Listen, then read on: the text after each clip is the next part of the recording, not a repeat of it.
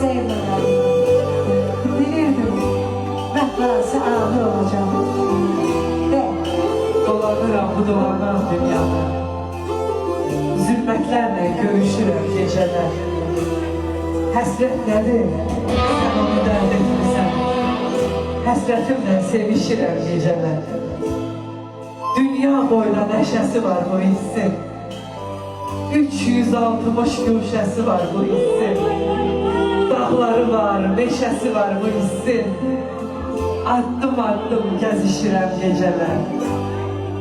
Göylə əlləşənin havası çatmaz. Qələmi olanın gözləri yapmaz. Atmaz silahını əlindən atmaz. Bir ömürdür vuruşuram gecələr. cenazələrdə dərdim. Ömür puçdur, yalan, dünya hədərdir. Hər sevincin sonu qəmdir, kədərdir. Öz-özümə sığışmayan bu dərdi öz-özümlə bölüşürəm gecələr.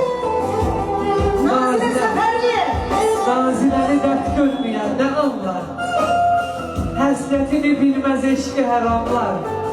Mən çəkəni bilir dərddə adamlar. Qələm ilə yol eşirəm gecələr. Həsrətimlə sevişirəm. Həsrətimlə sevişirəm gecələr.